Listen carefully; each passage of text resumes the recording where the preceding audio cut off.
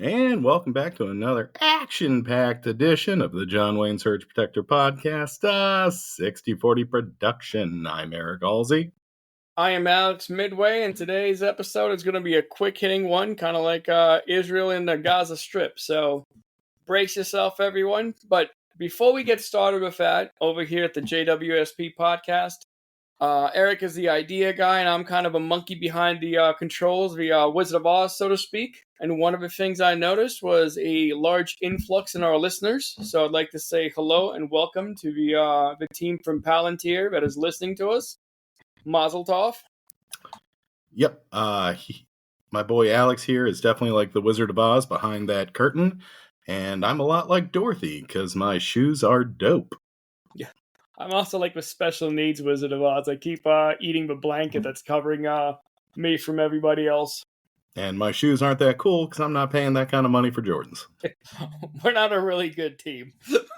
It's really like the Flying Monkeys just, working together. We are more like the Flying Monkeys. I take it back. We're no longer the Wizard of Oz. I'm just a monkey with a keyboard, and he's a monkey with the shoes. Yep. So, but we appreciate all 24 of you for tuning in. And once we get all this dumb world news out of the way, we'll just talk 90s pro wrestling, I guess. Yeah. We have it for at least 3 more years. I'm guessing way beyond that if we last as a country. Thanks, Obama. A jerk. So one thing that actually hit me, and speaking of 90s stuff, I went on a little truffle shuffle today. And during my run, I try to find someone to listen to. Sometimes it's just random things. Sometimes it's an album. And I'm bringing it back. The Offspring Smash album. One of the greatest ones of all time. My very first CD I ever purchased. Really? Yeah. Started off strong, man. I was a cassette man by trade, but that was my first compact disc. Do you remember your first cassette? I want to say it was weirdly like a Chuck Berry's Greatest Hits. That was nope, take that back. The first gifted cassette to me was the first MC Hammer album. Jesus. Yeah.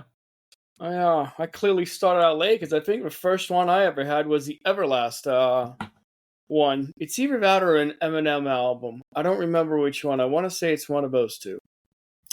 That's that's not great. We're in a big musical family. We could not afford music, so we stole it from you rich folk. Those Ukrainian Nazis bombed our cassettes and we weren't able to play.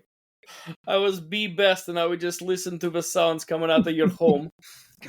In Russia, music plays you. Essentially. But let's talk about people who are a whole lot less poor than us, and pretty much less poor than the rest of the world. And today we got some sweet, sweet money tips for you guys. We're going to hit the Tesla ticker real quick. Last time we left you last week, 364. Monday, that bad boy hit 411. And today it's up to 422. So in the words of Jerry Seinfeld, what's the deal? And the deal is there's currently a National Highway Traffic Safety Administration's open up an investigation on faulty door handles on a Model Y. Apparently when these things kind of run low on voltage, it sometimes has a tendency to not send enough power to the door handles and the doors can't open. This is for the 2021 model year, and about 174,000 of them have been affected. So if you got a Model Y from 2021, double check it. So, yeah. So just so we're clear, we're thinking we found a problem that could be on 174,000 Teslas. Mm-hmm. And their stock went up significantly. Yes. It's because Tesla has come out and they said, listen, guys, we have an actual a save for you. We know this sometimes happens. And even though the people who talked to NHTSA said they never got a notification that the door handles weren't getting enough power and this might be a problem. And the reason this is a problem, thinking if you're a soccer mom or soccer dad, you get out of a car and your little baby's in the back seat. You close your doors, and then you go to get your kids out the car. And guess what? The car doors don't open. And Tesla said, it's cool, man. When you get out of your car, just make sure you carry your power bank in one hand, and just in case the doors don't open, that's how you get them open again. I don't know if I ever told you this. Did I ever tell you about the time I got locked in an electric car? No. Oh yes, the Up, expensive up, one. up, up, up. We don't use the word. I said expensive one. It could be Oh yeah, it could MG. be any of them. Yeah, Anywho, we're yeah. poor. So this I'm driving an electric car. Not mine. It's just for the day. And all of a sudden, I get a low battery warning. It wasn't switching over to the whatever. And they're like, it was basically the cluster said, pull over in 10 seconds. This car is going down. So I got off to the side of the road, and it absolutely powered down on me. Nothing to do. Couldn't. So I go, oh, I guess I'll get out. And then that's when I found out I don't have door handles in here. We only have push buttons, which you'd guess it, run on electric. It was kind of like a bull in a china shop thing where I was trying to figure out how to get my plus size body into the right position to kick out a window before I made a couple calls and found a way. There's a false panel you can take off to pull a cord. Well, I mean, they gave you 10 seconds, which is enough for Jeff Bezos to make $17 million, so it should be enough time for you to pull over. Yeah, no. The time was ample. Yeah, I was only on the highway, so no worries there. If you're on the Autobahn in the left lane and like, F you, sucks. Well, maybe while your car's just coasting, you can then plug in your portable charger you're definitely not carrying from the outside. Yeah, I do like the fact that, like, yeah, it's cool. You guys don't hop out with your power bank in hand. Like, no, you big dummy. Like, no one does that. It's Why a don't you 12. just carry around this 30-pound portable charger? Yeah, and in case someone's not picturing a 12-volt power bank, it's not just a small one like the size of your phone, like two of your phones to charge your phone. It's one of those like EcoFlows and one of those like ones you use for a solar panel. Like, it's at least a solid 10 to 15 pounds. You're not lugging that thing around. Well, until big fashion brings back cargo shorts. If we can bring back Jinkos and make a power bank to spot for, we're golden. Oh, if we can somehow link up to start making Tesla cargo shorts specifically for these power banks for these faulty cars. Have we been worried about the wrong technology? We should have been in on fashion this whole time. We went from fascists being designed by what was it, Michael Kors, to now Jinkos being the new Nazi uniform. Hey, you know what? Hugo Boss still sells $300 polos, and they literally designed the Nazi uniforms. So Hitler's rolling over in his grave.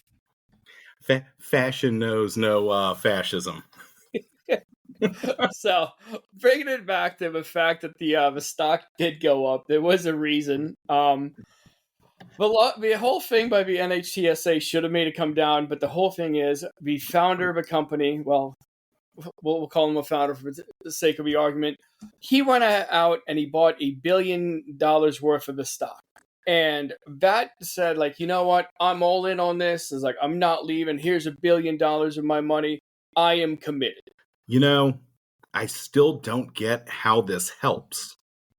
Like, he's the problem. He's the one that started making it not profitable. Well, he's also the guy who can save the whole thing. So if you're the guy who spills the coffee drink onto the actual terminal at work, you're also going to be the guy who can make that terminal work again. Because that's how it's supposed to work. This makes no sense to me. Well, let me make it make a whole lot less sense to you. Because $1 billion, and we're going to talk some numbers here, I'm going to toss them out. $1 billion to you and me seems like a whole lot of money. Do you know how much he's worth? $2 billion. $463.2 billion. I knew I should have taken the under. Right in the area. Yeah. And they're saying he's going to be a trillionaire in the next decade. But let's play around right now. 463.2, let's go ahead and say some of that's inflated and just round it down to a solid 450. And so 450 billion is, we'll say, what he's worth. So $1 billion is about 0.25%. Like, it's a quarter of 1% of his wealth that he spent. And that's insane. That's like a person who makes $100K a year and for them to just commit $250. So you just bought an engagement ring a while back, right? I did. Have you considered turning that in and going back to your fiance and showing her $250 ring and be like, babe, I am committed? You think I'm spending $250 on a ring in this economy? Well, this is what Elon has spent, relatively speaking, to show that he's committed to Tesla. And that made Tesla stockholders fall in love with the idea. Again, I understand the more money goes into Tesla, it immediately inflates their number, even though it's not really, it's a side to side move. It's not up or down. But again, he's the poison that made them unsellable. Don't worry, this poison now has even more reason to stay with the company. Did you just call him a poisonaire? Yeah, but poisonaire. I love it. So so he donated that money, and he donated 0.25% of his wealth, less than that. And people said, you know what, this is awesome. But this is also a very smart financial move. And I'll go ahead, we told you we got some investment advice for you, and this is great investment advice. Elon Musk donated $1 billion to buy Tesla stock. And like I said, from 364, it jumped all the way to 411. Now, I went ahead and I took a look at how much Tesla stock he owns. Can you guess that number? 50%. He actually owns closer, a little bit under 13% of Tesla stock. So he sold off some of it back in the day, just took profits and everything else. We won't get into that. But as of right now, he owns about 413 million shares of Tesla. So, again, we're math people today. The jump from 364 to 411 is an increase of about $47 per share. Do you know off the top of your head $47 times 413 would be? No. Well, it's 19.4 billion. And with the bump that Tesla received today to 422, that's an additional 4.5 billion. So our boy went ahead, did a $1 billion buy-in, and got $24 billion more in wealth. So people thought that was him being committed to Tesla. That's just him becoming more effing rich. I don't get it. I will never understand the stock market. None of this makes sense. It's absolute witchcraft. And frankly, at this point, I'm starting to hate everybody involved. It's just a vehicle to move some of your wealth up there, up the ladder, trickle up, so to speak.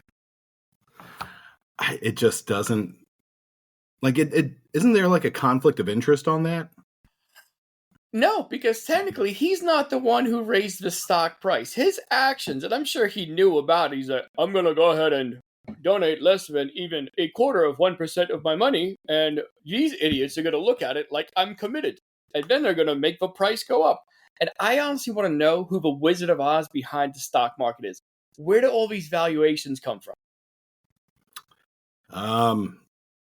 Again, this is all absolute witchcraft to me. None of this makes sense. I kind of hate it. And if this was an early 90s action movie, Steven Seagal would figure it out and just snap everybody's neck on the way to the top, which is the way, honestly, it should be. Well, I do like the fact that you mentioned Steven Seagal, because Steven Seagal, do you know where he is right now? Is he still cosplaying as a police officer in Louisiana? No. He's moved on to an international role. Is he fighting North Korea? Close. He's in Russia. Wow. It's a peace mission.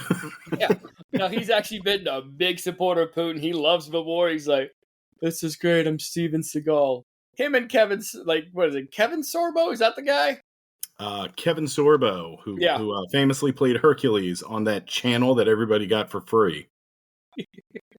And then he was canceled for no fault of his own.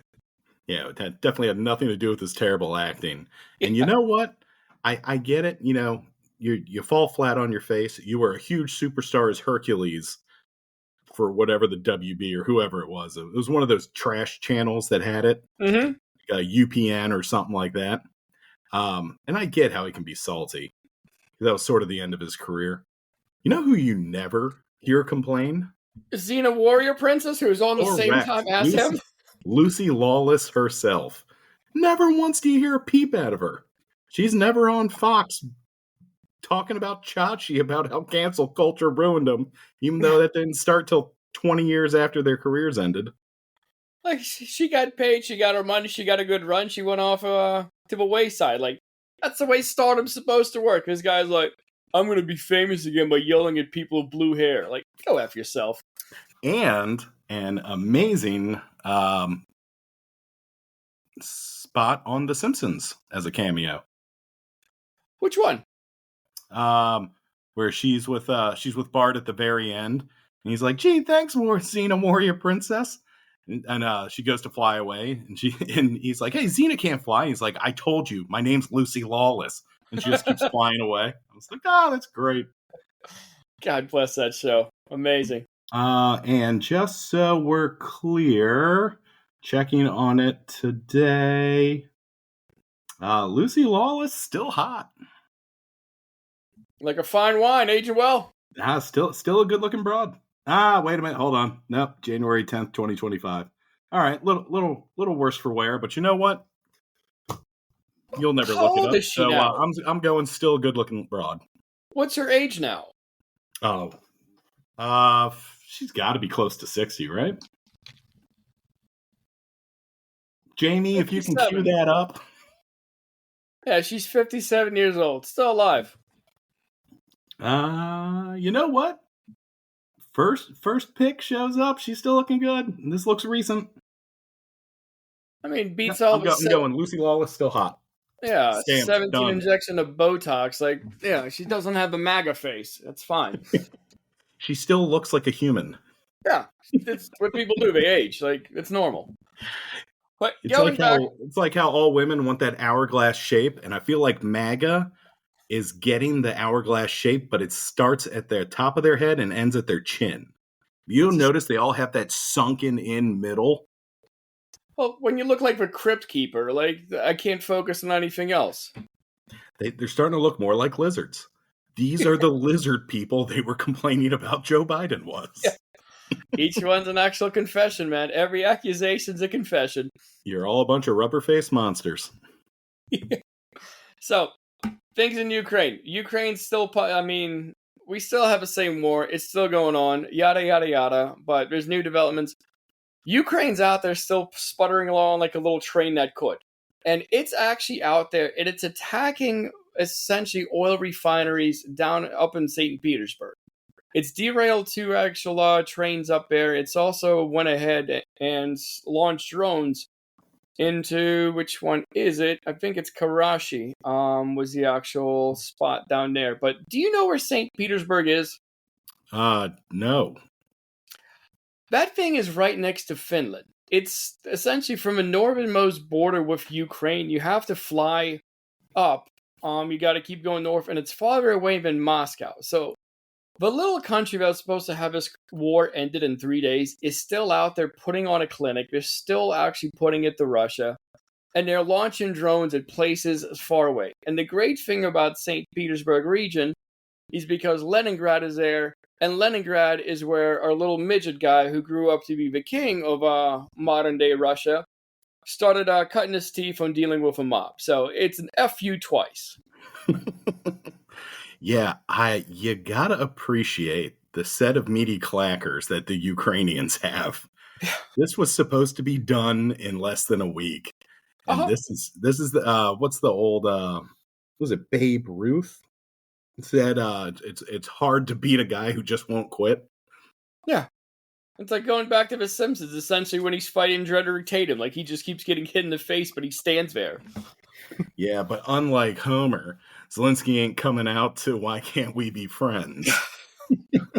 I mean, they're still putting hits in. The fact that they're putting on a licking, like, that's amazing. Like, it's wild. Yeah, he's Ukraine's fighting like a guy trapped in a corner with nothing left to lose. Yeah. You gotta appreciate the chutzpah. But you also have to appreciate the wordsmithing coming from Russia, because Dmitry Peskov, a Kremlin spokesperson, has said that NATO is de facto involved in this war. NATO is providing direct and indirect support to the Kiev regime. It can be said with absolute certainty that NATO is fighting against Russia. Do you know why he said this? I'm guessing they're looking really forward to starting off nuclear side of things. It's a good possibility we may be escalated that one, but obviously Trump will stop it, so no worries there. This happened as in response because last we left you on Thursday, multiple drones went into Polish airspace. Since we've come back, they've had drones that came into Romanian airspace.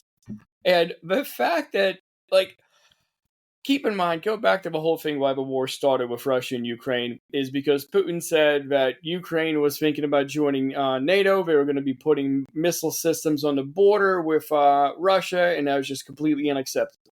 Never mind the fact that that was never going to happen as far as missile systems near the border.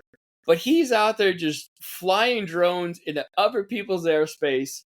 And then he's out there, him and Trump are both saying that Ukraine started this war. And if you put that in a one big ball of stupid, then you have Russia sending drones into your airspace and claiming you are supporting this war. Yeah, it's weird that you'd be like, I'm finding you to be the aggressor because your stationary country is too close to where I'm wildly throwing punches. I'm out here launching drones in one country, keep crossing into your sovereign airspace, but it's only because you're out there helping that other country. Like, what the F are you talking about? I'm dying for someone in the UN to be like, oh, you think this is us? You think we're in this war? Like, do you want to see what that looks like? Ask Germany what one verse all looked like. Twice. I get them out, but who knows? Let's go back to the domestic side, because we have finally a strong man in charge of all of us poors, and what is exactly our leader doing? And right now, I have good news for you, because he has come down and he's finally written down and he said, what will it take for him to do major sanctions on Russia? And I have a postscript right here. I'm ready to do major sanctions on Russia when all NATO nations have agreed and started to do the same thing.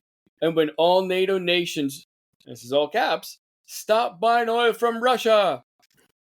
And he then told them to all place a 50% to 100% tariff on China, because that's how it works. When you're the leader of the United States, you can tell all of NATO to do one thing. Yeah, I can almost get with this. Like, all right, everybody everybody is under agreement. We're all going to do this. We're going to stand as a united front. And then at the very end, he's like, also, everybody has to go piss off China too. It's very much like when we first started learning about how bills are put in through Congress, where it's like, all right, guys, no more murdering puppies. You're like, done. And then Kristi Noem's like, hey, wait a minute. But then at the very end, they're like, everybody can agree. We all love puppies. And they're like, yes. And like, also, we have to send $10 billion to Israel monthly. Like, how does this and this connect? You're like, doesn't matter. Just push it through. That's what this feels like. What are you going to do? Vote against a We Love Puppies bill? Like, we'll murder you in the primaries. Yeah, but the pork and barrel spending in that bill is like, doesn't matter. These stupid dopes are going to watch the whole thing. We're just going to launch ad campaigns saying you hate puppies. You think anybody in this country reads past the headline? Yeah. Why do you think it's bigger and in bold? So, he's essentially doing the same thing. And it's dumb. So NATO has Turkey in it, and Turkey's the third highest buyer of Russian oil, so that's still there. But EU as a whole has gone down from 26% they were buying of their oil from Russia, and they've gone down to 2%. And those 2% is coming from Hungary and Slovakia.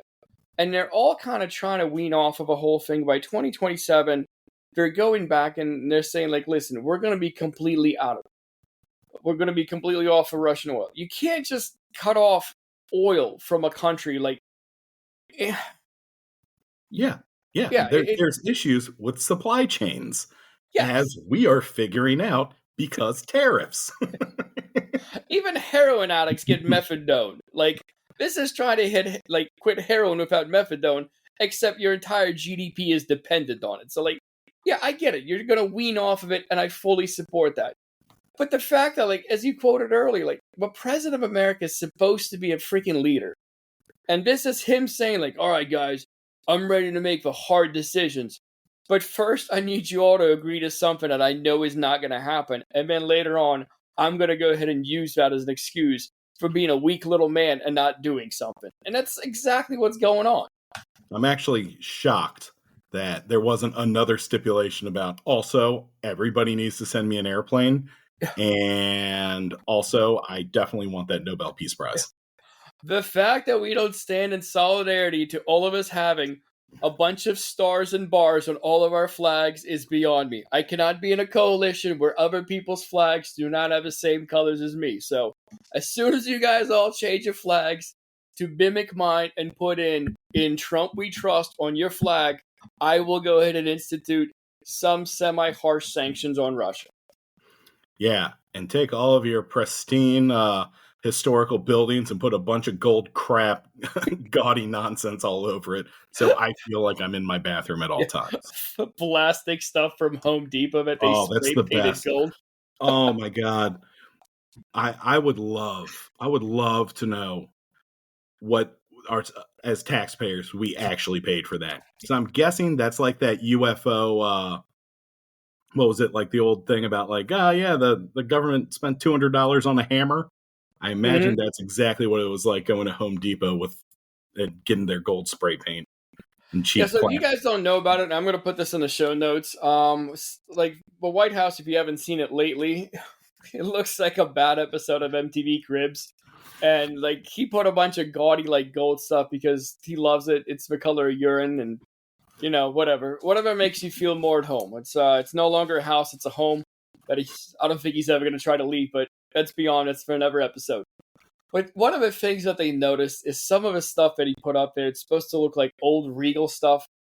They looked at it, and thanks to the wonders of AI, they scanned it, and like you can buy that exact same piece at Home Depot. And the stipulation is he's remodeling the White House for millions upon millions of dollars, and he's shopping at the same spot you go to pick up your weed killer. Yeah, there's all this beautiful gaudy ass golden BS that he's literally covered the White House in. Is all cheap plastic Home Depot garbage for decor. Ugly stuff like your Meemaw would buy. If, assuming she's off drugs now, JD. So, yeah, it's just this gaudy stuff that they spray painted gold. And I guarantee you, somebody's nephew made a fortune off this. Yeah. No, I mean, they're just buddy. They're siphoning out cash. It's whatever. What else is happening there? What's the next set of marching orders? Sticking with White House, the Free Speech Party is making laws for some, but not all, to the shock of nobody. Pam Bondi yesterday made a public statement on the heels of Charlie Kirk's attack, and I'm saying attack because, when it's a non-white person, that's what the verbiage they use. So his attack, saying she would use the full force of the law to crack down on left-wing people using violent rhetoric to silence conservatives. So not really for all, just one side. She was immediately reminded by her own party that hate speech is technically still free speech, which is protected by one of those loser amendments that doesn't involve guns. I do like the fact, like, they're not even hiding anymore. It's like, who are we going to prosecute? Like, everyone equally underneath the law? It's like, oh, no. We're taking the blindfold off, and we're going after the leftists. Like, we're going to let our racist friends say whatever the F they want to say. We're going to promote some podcasts, and if you don't like it, we're going to put you in jail. Glass half full, After Ooh. years and years and years of complaining about a ridiculously unfair two-tiered justice system, now they've given us a third tier. So progress, kind of? Question mark. What's the third tier? Um, only liberals are getting it. So it's minorities, then it's liberals, then it's justice. Oh, fair enough.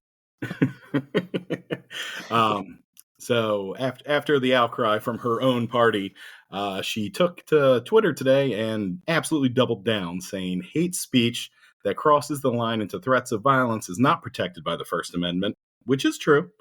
Uh, but the example she gave, such as doxing a conservative family, is still sort of up to debate because, again, she's only specifying one side. She ended today's rant with, quote, "For far too long, we've watched the radical left normalize threats, call for assassinations, and cheer on political violence. That era is over," unquote. A lot of balls from the party that brought you the George Floyd challenge. Yeah, they were taking victory laps on Trayvon Martin, and I mean, the list goes on for God knows how long. Like, and when you think of political violence, it's not a Democrat that usually pops up in your head. It's Dylan Roof. It's a lot of these other guys. Like, Timothy McVeigh wasn't going to be voting for Al Gore. Like, I don't know what to tell you. Um, yeah, and this is the same people that paid George Zimmerman to come to their little gatherings and sign bags of Skittles. Dude, they So were I do not want to hear any of this BS about it's only one side. Don't make fun of Charlie. Who's that fat little turd that had his mom drop him off and he started shooting randos, I think, in Minnesota? Oh, that would be Kyle Rittenhouse. Yeah, they made a hero out of him too. Like, again, this isn't um, like a problem that the blue side has, like, habitually. Like, this is you guys. I bought a few years back, actually quite a few years back. I found some website popped up and I clicked it. Great shirt. One of my favorite shirts. It's Colonial Times George Washington giving a stone cold stunner to a red coat. It was my 4th of July shirt that year. And I went back the next year and I was like, they got to have more awesome stuff like this. And the first thing that pops up on that website is a giant banner that says official Kyle Rittenhouse merchandise. Jesus. So sorry for promoting those monsters. I mean, again, it's like blaming the kid for the actual, like, his actions when it's the parents you should blame. Like, I would blame the people buying all that stuff. The fact that they're supporting it, that company's out there to make money. And if that's what's selling, that's what you're selling. Well, that's capitalism for you, and I'm not against it, but at the same time, you gotta understand that that's also going to come with boycotts and stuff, and people trashing you. It's just if you're going to take a stance like that, you're going to have to expect backlash.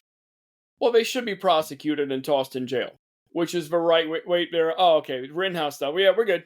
Promote it. Put No, it never against mind. the White House. It's liberal outrage. Yeah. It's all the trans people, the billions of trans people in this country. It's insane. I hate them all. All right, we got time to hit a couple overseas bangers here real quick. Yeah, we still got a couple minutes. All right. So, one thing we don't talk about on here is enough to is the fact that what Israel is doing down there. And that's because Marco Rubio is possibly going to be able to revoke my passport for saying anything about Israel. But F him and his little scab knees. Because today the United Nations, I mean, the fact that it came out and it took them 2 years of watching what's been going on in Gaza, and they said, hey man, what you guys are doing is a genocide down there. To which Israel said, cool, now check this out. They have rolled into Gaza City, and as of writing this right now, these are numbers that came in just before we did the podcast.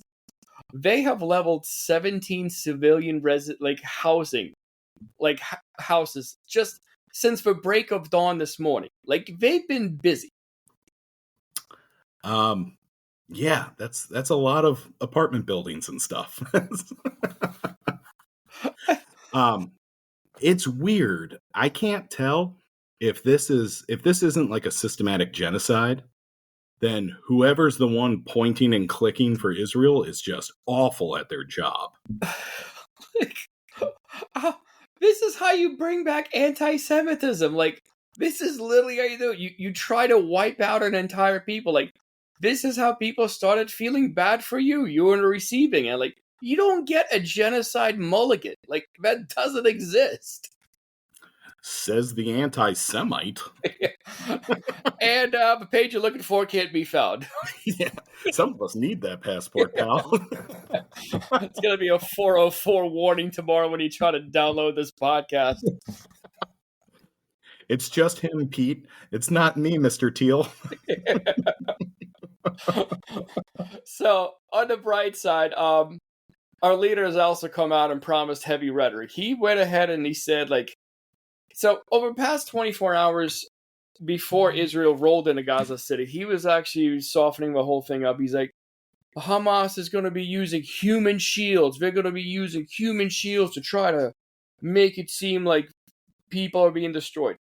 And that's dumb. Because the estimates are there are 48 more prisoners left in Israel. And even the families of the Israelis who were captured have actually went over to Bibi Netanyahu's house and they started protesting it down there. And they said, listen, we don't think you're acting in good faith. Like, you're turning down a ceasefire to keep this thing going. And out of the 48 people still out there, 28 of them are alive and 20 of them are dead. Like, you can't use these people as human shields if you're dragging them around and they're not even alive anymore. Yeah, it's like the old Bill Burr thing. Where he's like, yeah, if I'm going to go across into my neighbor's yard and punch him in the face, but he's holding his baby, I don't punch through the baby to get to him. You got to throw a hook. So, like, it's wild, but it's like, again, if you have 48 people and they're still leveling 17 residential buildings a day, like, I don't know if those human shields are working, but our fearless leader went ahead and he said, he's like, there's going to be really big trouble. First of all, anytime he said it's going to be really big trouble to Russia, nothing's happened.